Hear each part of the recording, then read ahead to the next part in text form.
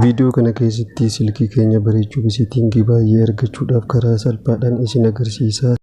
Wantoota egaa appiliinis akkuma argitan kana Google Play irra dhiitanii waan ishee jettanii itti barreessitan haala kanaan isiniif fida.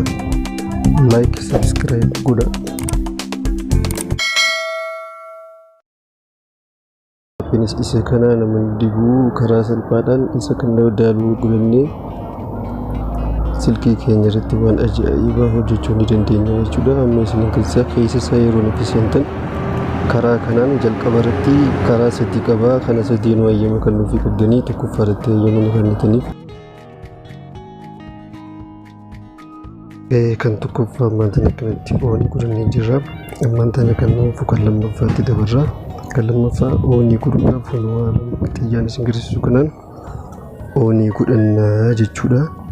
Oonii goonee eega lammaffaa oonii haala kanaan godhanneen booda saniin booda halluu jennaan lammaffaa irratti jechuudha. Ammaan tana kan sadaffaati jechuudha. Ammaan tana kan sadaffaa haala kanaan halluu jennee xumurree jirra. Keessa seennee jirra waanti haala kanaan bareechee nu fidee jira. Ammaan tana nuti nuuf baagiraawundii isaa kana dheeressinee xiqqeessuudhaaf ni dandeenya.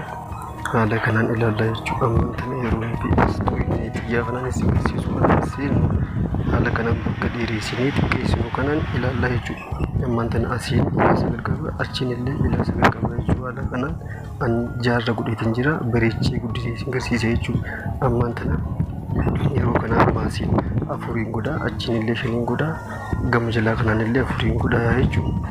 Isinillee haaluma kanaan godhachuu qabdanii. Ammaan tana hedduu bareechee jira. Ammaan tana baagiraawundii seennee haala kanaan baagiraawundii keenya footoo jala godhachuu dandeenya. Suuraa feene jalatti bareechinee godhachuu ni dandeenya jechuudha.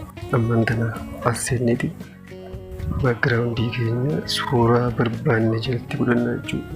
Suuraa nu barbaachise tan feene jechuudha. Ani immoo taniin filadhe kun haaluma gartan kanaan taniin filadhe waan suuraa isii tana isii duwwaa kanaan godhadhe amma isii kana yeroo irra godhu waliin ilaallaa haala kanaan miidhagsee bareechin heddummeessee agarsiisaa jechuudha. Ammaan tana kanarraa yoo feene suuraa teenyatti jijjiiruu barbaannes haaluma kanaan jijjiiraa jechuudha.